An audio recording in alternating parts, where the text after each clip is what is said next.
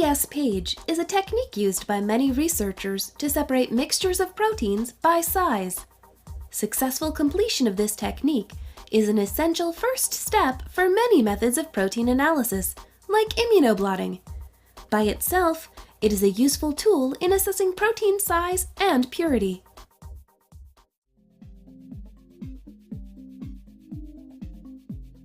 In order to understand the SDS page technique, you must first understand its principal components. SDS page stands for sodium dodecyl sulfate polyacrylamide gel electrophoresis. Sodium dodecyl sulfate, the first part of this, or SDS, is an anionic detergent. This means that it is composed of a hydrophilic group with a net negative charge and a long hydrophobic chain with neutral charge. The hydrophobic chain blankets proteins in proportion to their mass at a rate of 1.4 grams of SDS per gram of protein. This provides the proteins with the driving force necessary for size-driven separation in an electric field. Polyacrylamide gel electrophoresis utilizes a hydrogel made from polyacrylamide. Polyacrylamide is a polymer that forms a very regular matrix through which proteins can move. The more concentrated the gel is, the slower the proteins will traverse across it when exposed to an electric field. The process of using a spatially uniform electric field to influence an object's motion is known as electrophoresis. SDS page is performed on proteins isolated from many different sources, including cells in culture, tissues, blood, urine, and yeast. Proteins from these various sources must first be separated from other cellular components using techniques including homogenization and centrifugation, often followed by the use of lysis buffers. Once the protein is isolated, its concentration is often measured to ensure equal loading of samples by comparing the amount of protein in the sample to albumin standards in a bisynchronic acid, or BCA, colorimetric assay. An important step to remember is the addition of the loading buffer. The loading buffer has three main functions.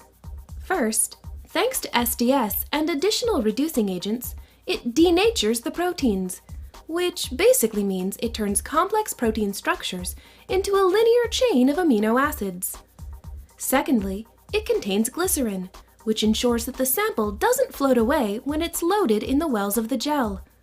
And finally, most commercial loading buffers include a dye, such as bromophenol blue, which can be tracked to measure the progress of the electrophoresis step. After adding the loading buffer, the samples need to be mixed and then boiled for 5 minutes. This allows the strong disulfide bonds in the proteins to be broken with the help of a reducing agent such as beta-mercaptoethanol.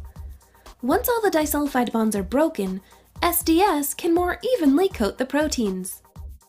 Next, the samples are quickly spun down and are then ready to be loaded into the gel system for electrophoresis.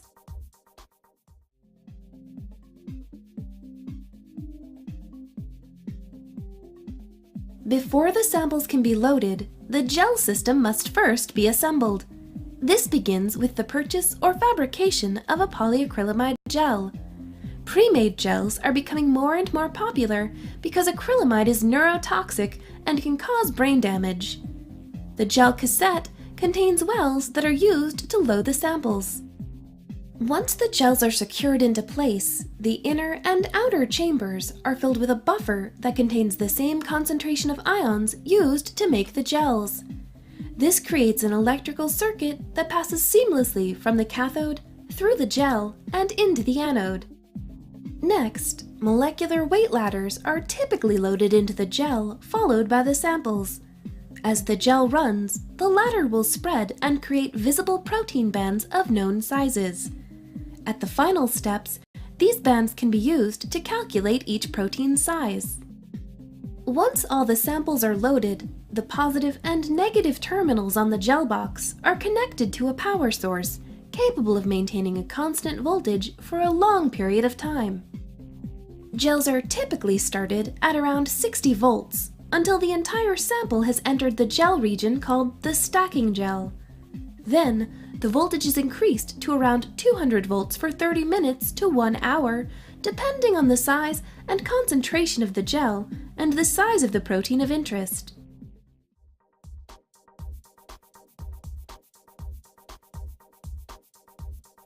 When electrophoresis is complete, the cassette is removed and opened to expose the gel. The gel can then be stained with a typical protein stain, such as Coomassie blue or silver stain, to visualize the protein bands within the gel. Coomassie stain can detect bands with as little as 50 nanograms of protein, whereas silver stain can detect bands with as little as 1 nanogram of protein. In two-dimensional gel electrophoresis, samples are separated by two separate properties on gels, one dimension at a time. First, samples are loaded and arranged according to their isoelectric points on localized pH gradient strips. The proteins in the strip are then denatured and are placed on top of a typical polyacrylamide gel, where they are secured in place with fresh gel solution. Then, second dimension separation is performed by SDS Page. While isoelectric focusing isn't the only option for 2D gel electrophoresis, it is the most common. Two-dimensional gel electrophoresis is an invaluable tool that provides insights into protein complexes and suborganelle organization.